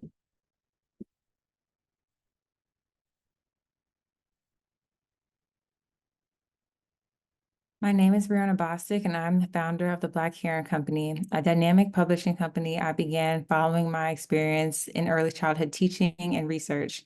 Parents would ask, I read to my child, now what do I do? I've answered that and developed a company with 3 components. First, book publishing, which captivates a large global market and has begun with books that provide instructional guidance to caregivers in any setting. Second, consulting services that could cater to nearly 250,000 schools and educational organizations in the U.S. And third, to address the blooming self-publishing market, services to help aspiring authors. So far, the Black Heron Company has established LLC and trademark, website, and social media, selling 250 copies of published titles, grant funding for illustrations, and placements at Busboys and Poets and Baltimore City Head Start, and local vending events. I hope to renovate my website to onboard clients and cover distribution and illustration costs with the award funds.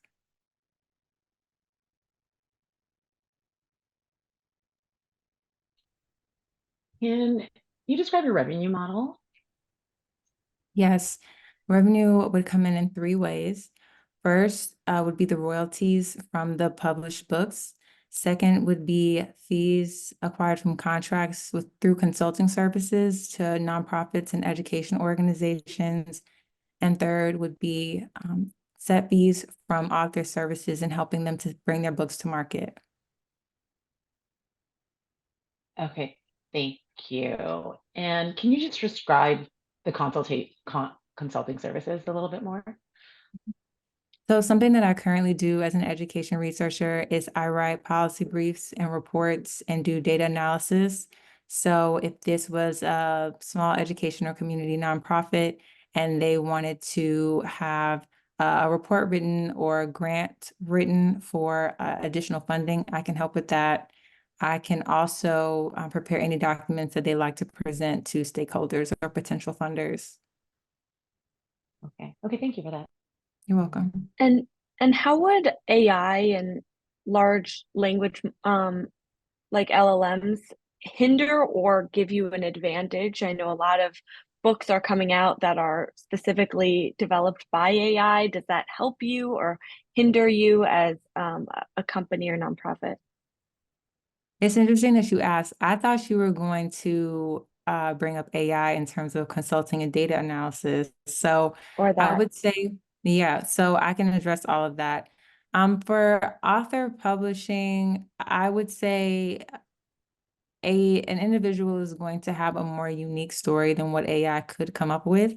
But I don't doubt that AI could create a fictional story around children's themes.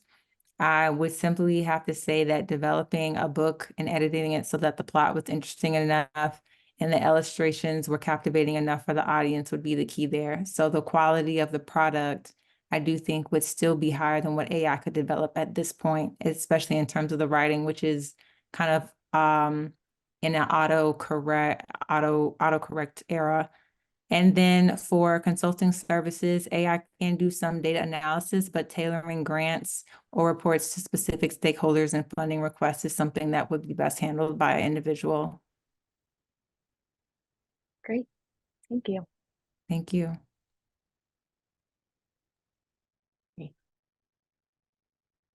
Thank you so much, Brianna. And we are ready to move forward with our next venture. Jason, if you are ready, we'd love to hear about Easy Straps. So hi, I'm Jason, and I'm the CEO of Easy Straps. Imagine this, you live in a bright, sunny, amazing beach town, but you've been locked in a cubicle all day. Break hits, you check the surf, and it's prime. You get all your stuff, but now you have to strap your surfboard onto your car. You have these 2 long straps you need to weave in and out between the racks. It tangles, it gets flipped onto itself. You have to walk all the way around your car. All in all, you spend 5 annoying minutes. And you might have missed the perfect wave. And that's why we've designed a new strapping system, which is made of 4 attachment points, which lock into each corner of a car rack, allowing you to quickly clip a tightening strap to secure your surfboard in less than 1 minute. It's also sleek and hidden when not in use. We seek to sell a product for $50, which is comparable to our most affordable competitor, and our other competitors range from $200 to $300 and are extremely large and bulky when not in use. Ultimately, we want to help the 2.8 million surfers in the US spend more time in the water, and to do that, we need funding to help us cover material costs to build, iterate, and test our prototype, as well as for a social media campaign working with micro-influencers. We also hope to get a patent, so we will need funding for that as well. Thank you. Thank you. I guess for this, I'm interested in the total market size. I'm not a surfer myself, and as Forrest said, I'm in Canada. And so that would be interesting to learn more about. Yeah, so there's 35 million surfers in the world, and like I said, there's 2.8 million surfers in the US. Multiplied by our pricing of $50 would be 140 million. And we seek to reach 1% of surfers in the US, which would leave our market size at 1.4 million.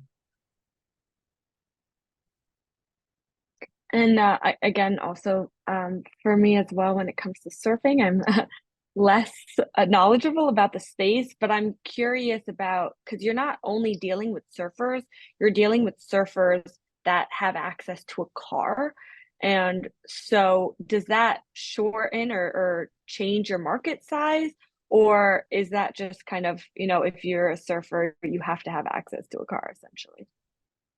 So where I'm from in Hawaii, there are a small percentage of surfers that do like walk to the beach, who are in close enough proximity to the beach where they can carry their surfboards, but that's a very small minority.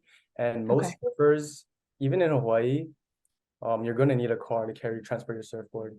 And that's even more the case in places like Cali or, on the East Coast. Sounds good. And where are you with the development of the actual technology? Have you worked with a group of surfers? Have they tried it out? Are you still in the development phase? Yeah, so right now we finished up sketching up designs and we're procuring materials and looking for manufacturers to work with that have that specialized equipment to make sure that our product is going to be as secure and safe as possible. And then we want to start testing and making iterations on that.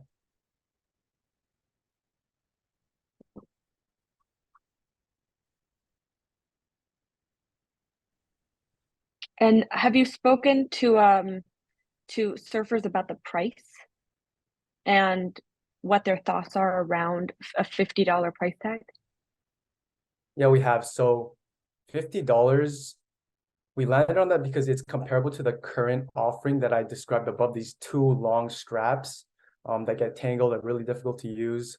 And they expressed a lot of complaint on the competitors, which are not only $200 to $300, but also these very large, bulky mechanical products that don't do well in a robust environment where you're exposed to a lot of sun, saltwater, rust.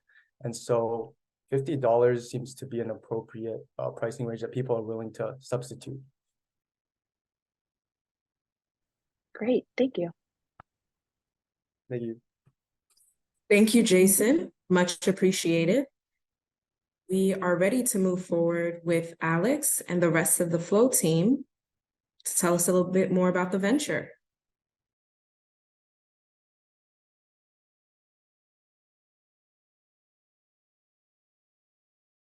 Hi, I'm Alex Centauri. I'm a BME student here at Johns Hopkins, and I've spent the last 4 years as a cultivator modeling plant performance. Now we're here as a team building Flow to tackle the greatest health crisis of our generation.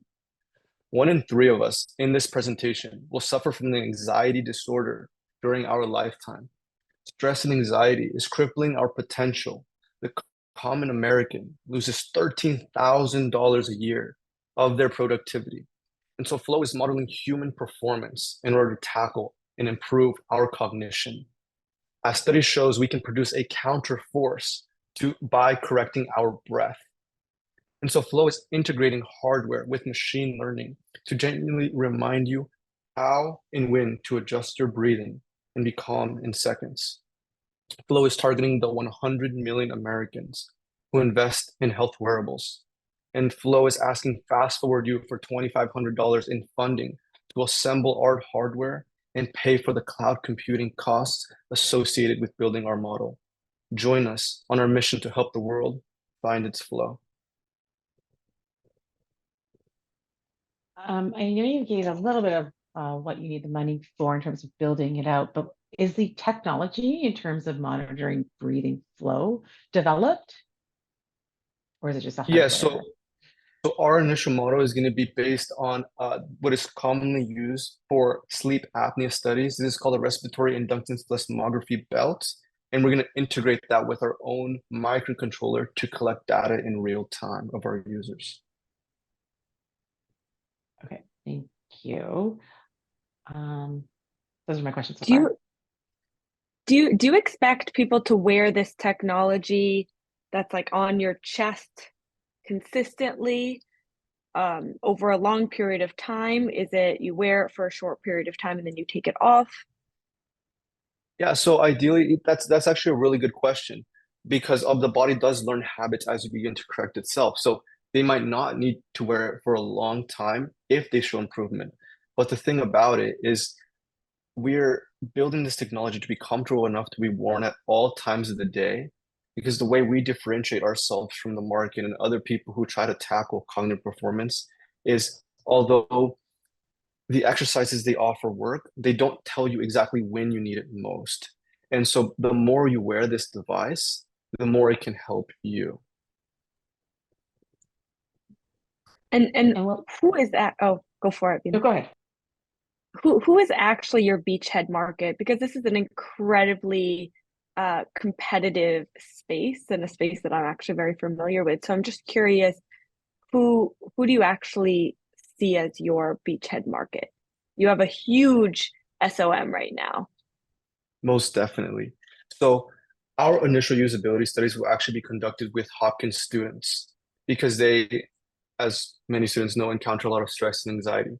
And so when we think about their personality, a lot of them will end up working in the corporate world, working in almost like office type jobs. And so our first market would be to enter corporations with more than 100 employees. Thanks. And will you plan to integrate with other wearable devices?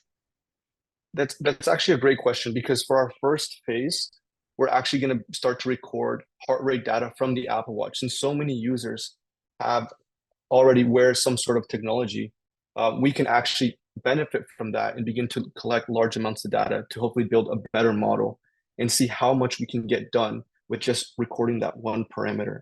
Our goal here is to build the best model for performance as possible. And so with enough funding, we'll be able to add other layers of complexity into our model.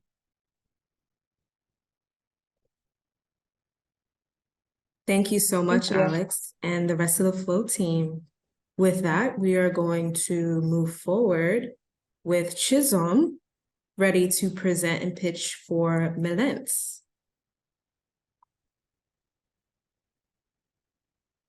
Just give. Hello. Okay. Hello. Whenever you're ready, the floor is yours. Thank you. So within any patient's long-term stay, inside of their own room are 4 white walls, a bunch of beeping and different machines, and very limited human contact, especially when patients have a lack of social support from friends and family. Sometimes their only interaction is with their clinicians. As a former pre-med student, I got to see an EMT, I got to see this firsthand as to how much clinicians are able to spend time interacting with their patients, in terms of when patients also want to get to talk through things and also be able to express not only their physical health needs, but also their mental health needs. That's where Melence comes in. Melence is a software solution that provides not only patient interaction, but also clinician support by sharing data on the patients in the way of monitoring. By this way, we can reduce hospital costs by reducing patient length of stay and get to tackle this market of $5 million within this TAM. Thank you. Can you describe, I guess, the features of like a real life kind of patient interaction story? Absolutely. So, for example, we see an elderly patient named Amelia. She is unable to see much of her family, especially due to her illness being one that needs to be quarantined. She is spending much of her time within her room and resting and recovering. However, she is not very much at ease, as she loses touch with her former life, being with family and in her own home, and able to do things that actually boost her morale and happiness.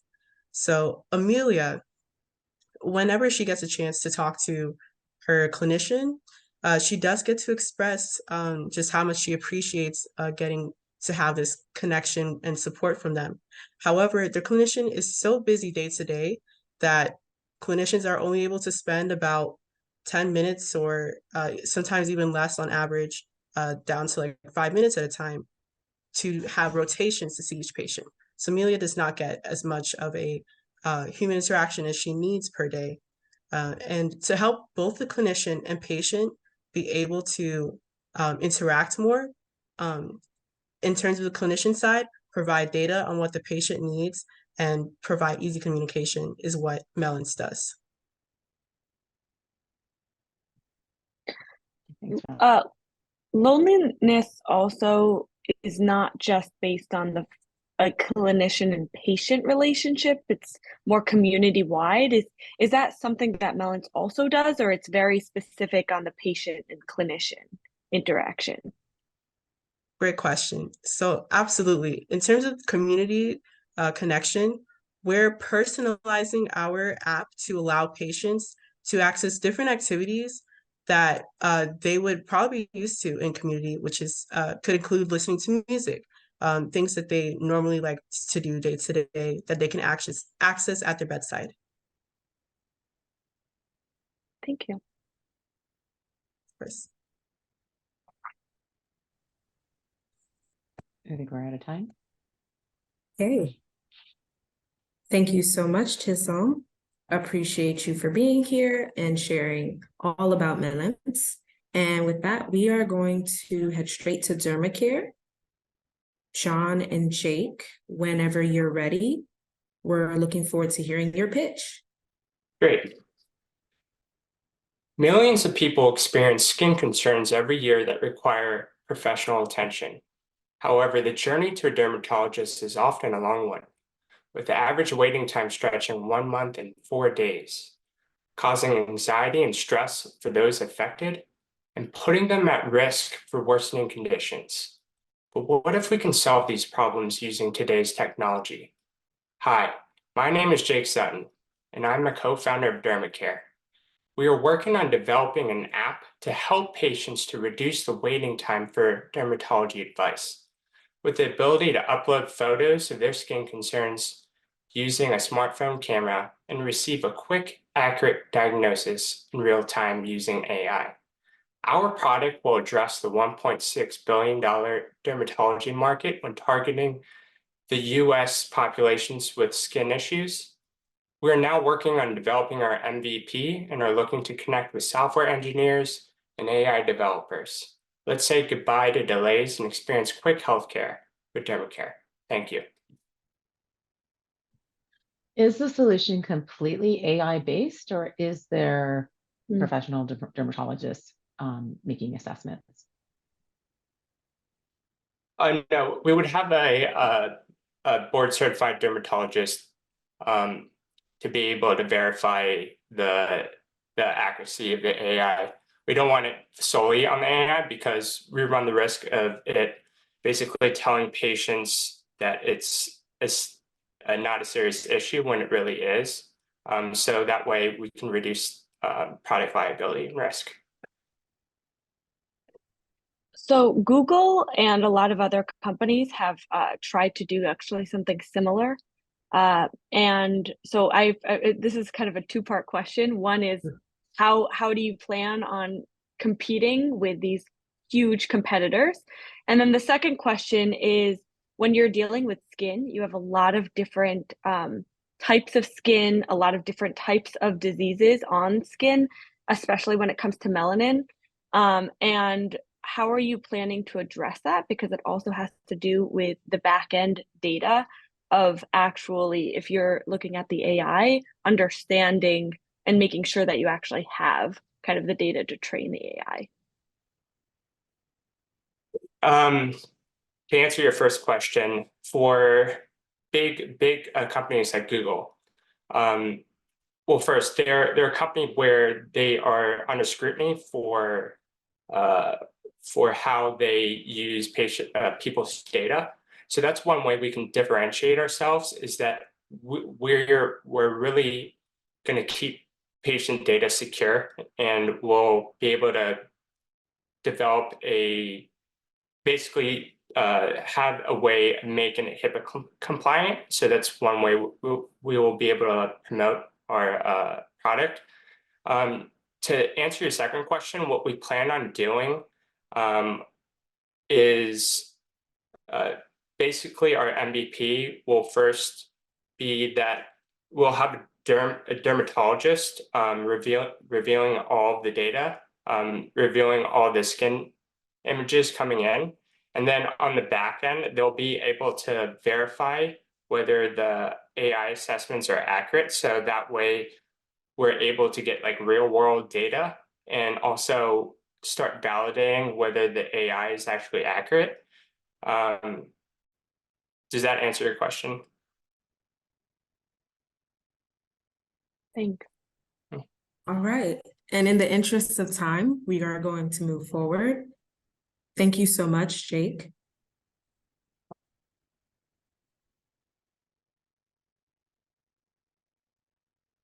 So our next team will be STEM Equity Project with Lady.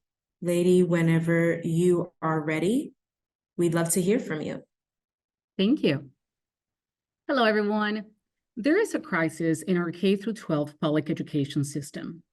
Because of the unequal distribution of funds, millions of children are not getting a quality education. They have a poor foundation in science and mathematics, and as a consequence, they'll shy away from pursuing STEM pathways. This is reflected in the lack of diversity that we see in today's STEM workforce. We want to change this with an affordable monthly STEM subscription box sent to their homes and inviting their parents to get involved. Now, this is not your average subscription. In our box, you will find an instructional unit that is evidence-based and aligned to standards, integrating science, engineering, and mathematics. Now, so far we have 12 instructional units that are ready to be assembled. The box will also come with an app and educational videos. At the moment, we're raising funds to get the video started and to do more research and get the app running. So we will pretty much appreciate your consideration in helping us make a difference. Thank you for your time. You mentioned that there's a gap in K-12. Is these solutions, these boxes, going to be designed for various levels? Thank you for your question. I'm actually targeting upper elementary schools. I want to start with fourth graders, and then as we gather data to show the evidence of the ability of our program to get kids involved with STEM, then we can move on to other grades. But initially, we're going to start with upper elementary grades. Okay. And what is different from your subscription box from what's in the educational system, and also from other kind of like educational supports or games, etc.? Yes, thank you for your question. So within the school system, we're going to be targeting specifically minority kids. And the reason for this is that we know they tend to live in areas that are considered low socioeconomic areas, which means parents do not have the means to afford this available boxes right now in the market. The average price of a science or a STEM box is about $40 a month. That is just out of the price range for someone who has, to think about paying rent, and especially for someone who has more than one child. So we are definitely looking to help those kids that are in low socioeconomic areas. Within the school system itself, we know that I have 20 years of experience in the education system, and I know that because of the funding that is usually based on property taxes, we know that schools that are located in these low socioeconomic areas, they're underfunded. And as a consequence, these kids tend to get teachers that are not even certified or qualified to teach mathematics and science. So there's definitely an achievement gap. And we have the data from the National Assessment of Educational Progress that shows that, fourth graders are really behind, especially our underrepresented minority children are really falling behind their white and Asian counterpart peers. So that's really going to be our target, just helping underrepresented minority students. And how do you plan on being scalable, and especially as a nonprofit, and kind of being individual and focusing on a very specific group of people? Yes, so we want to be realistic, and because we are a nonprofit, we want to start small, right? So part of my plan is to promote my vision to others that are interested in being the whole idea behind social justice, and people who want to volunteer their times to come work with me and help me assemble those boxes and get them running. So we want to start with a small scale. I'm already thinking about doing my beta testing with a local school that has a 95% enrollment of minority children and is in a low socioeconomic area. And they have about 80 children enrolled in fourth grade. So that will be my target group for beta testing. While I'm going through this, I'm actually going to be gathering data through mixed methods, using qualitative and quantitative data to show that the program can do two things. First of all, it can actually empower their motivation to feel like, oh, wait, this is actually something that I can do. And then also to show the quantitative aspect of it, of saying, well, this actually makes a difference in terms of achievement. They actually learn the math and the science and engineering by participating in the program. Now, once I have this data, this mixed methods data, then I can reach out to other and scale up and say, hey, look, we have something and I have evidence. Come join me. So yeah, so we're going to start small and then scale up first with just one school in the Dallas area here in Texas, and then move on to, 4 schools, and then eventually the district of, independent district here in Dallas, and eventually the state of Texas. And then when we have enough, then eventually we can reach out to other states. But definitely starting small. Thank you.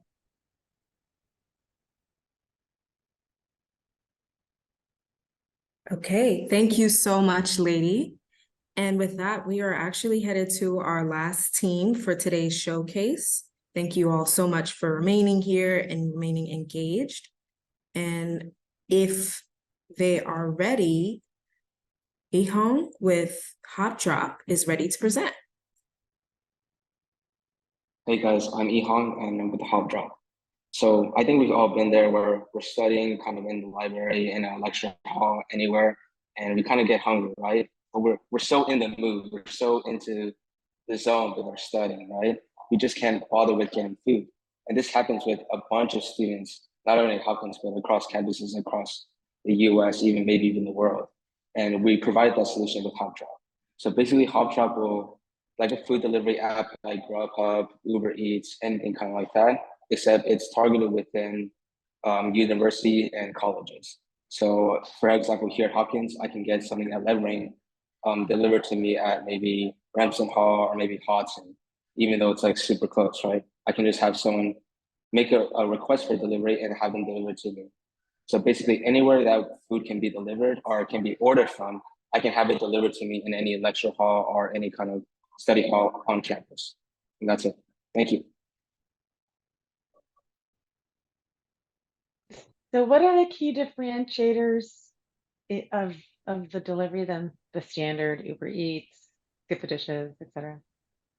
Well, this is mainly targeted for college or university. So obviously, Uber Eats or Grubhub can't access dining on campus just for security reasons. So we kind of wanted to fill that gap where students order from food halls without necessarily having to, go to those apps, having to like reach into campus.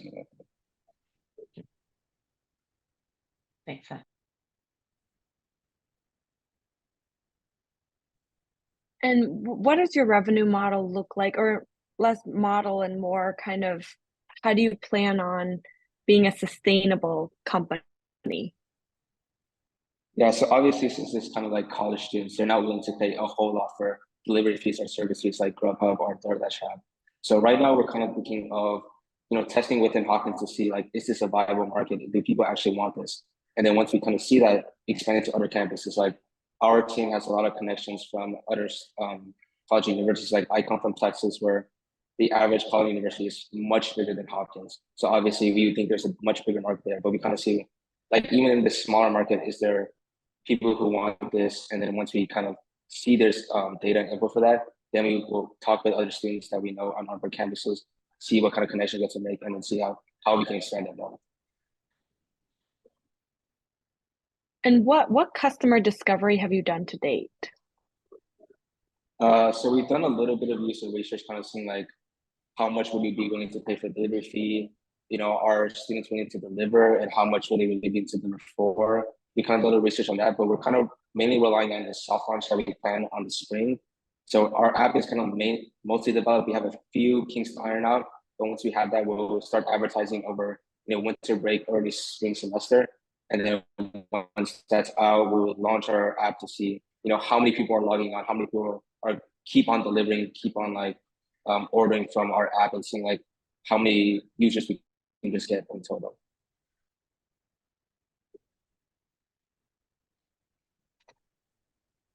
So will the student deliverers be paid through the service as well? Yes. So basically, based on where you're delivering from and where you're delivering to, we'll use kind of like a GPS system to calculate the total fee that the person who ordered it will have to pay, and then that'll go straight to the person who's delivering the order. Okay. Since they're students, did you consider just doing kind of a shared delivery model? Like they get credits and they can use that to have other students pick up their food at other times. They kind of just take that turn, so it's not this standard. We've been thinking about it. Yeah, we've been thinking about it, but it's the payment system has been kind of like the biggest challenge for us. We've been like figure out like what can we do? How is the best way to insert payment into our app? Because we've been looking into that's kind of why we need funding for like these are different APIs that help us with payment and all that. So we're trying to find different ways to integrate it into our app while making it, you know, efficient and convenient. Right. Okay. Thank you. Thank you. Sam or Param, I hate to put you on the spot here, but this is definitely a great time for us to hear some of your thoughts from the first round and give some general insights to any teams. Sure, I can provide it first. So first of all, like really awesome pitches from everybody. I was a student at Hopkins once too. I participated in a similar thing, and it's just amazing. I think entrepreneurship was like barely even a word that people understood back when I sort of started, and it's grown into such an amazing program. So really awesome to see so many people involved in this. I think one thing, just a piece of advice for everybody, I think more and more I've seen like people getting like more eloquent, more sophisticated in how they pitch. There's more resources online for how to pitch, and I can see that you all did your research and implemented that within what you say. I think the main thing when you always look at a solution like this is it's distribution. Like when you're thinking about your idea, it's one thing to have an amazing product and an amazing idea, but the next step, and often the step that you really need to be able to understand, is this thing compelling and is this thing really worth doing, is can distribution be achieved? Do you know the market that wants this? Do you know the path to bring it to those people? And is that idea really compelling with distribution before the product itself? And often distribution itself will change how you think about building your product in the first place. And so I think in some cases, as you guys think through the next stages of your pitches, absolutely think further through distribution and how you would bring it out there, as that is the most compelling portion that people will look at beyond just the idea itself. Sam. Thanks, Param. We did have a note specific for companies. I notated some to the pitches that were uploaded on Loom. Feel free to reach out to me if you'd want to follow up. Generally speaking, for everyone, I say measure your success not by what investors have thought, or what the awards may be here or another pitch day, but by have you persisted until you were convinced there is no more to do. Because maybe it's just a narrative that you're positioning it in, or an angle to the market that you hadn't thought about, or a specific feature of a product. You might just be still one idea away from visible signs of success. And so keep at it until you find it or are convinced it is not to be had. Happy to, if depending on the time availability now, I know we took about 20 minutes at least to discuss, and if there's more time needed on the other judges and there's merit in talking company specifically, we could do that. Yeah. One thing I'd like to just tell everybody, just adding to Sam's thing, is I started my first company 2 weeks into school at Hopkins. It was a college project where I was just developing something cool with a friend, was using the resources at the library, the labs, all that type of stuff. And that little college project started off as a medical device, and it turned into a software used by Fortune 500s, and eventually led to raising funding, selling the business, so on and so forth. And so so absolutely, like the thing that we started with, we kept on moving towards, shifting our minds and just believing in ourselves, and it can really turn into something amazing. And so I was in the same position as you all, and it led to something, which is great.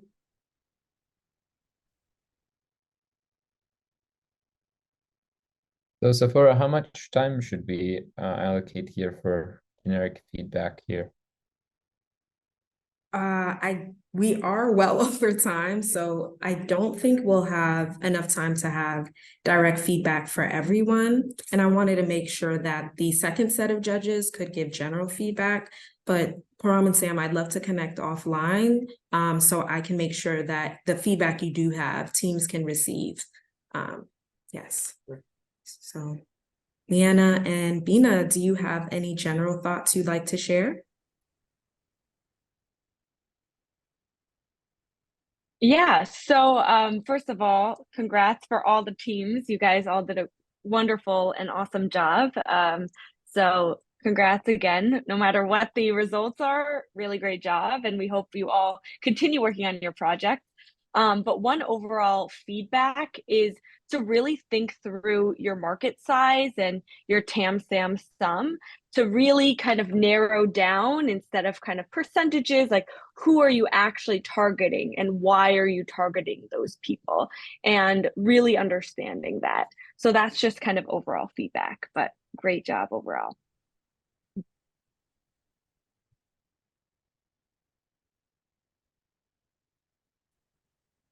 All right. And Bina, did you have anything you wanted to share?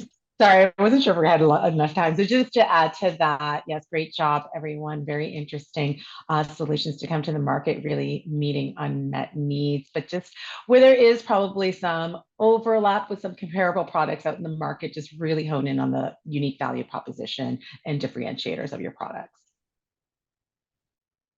Cool. I'm going to jump in here for just a moment as Sephora gets the final slides ready and just say again, thank you to all the judges. Thank you to the teams. We look forward to continuing to work with you. We say a lot at Fast Forward U that we invest in people above all else. Your ideas are great, but we all know that they're going to pivot and evolve and change.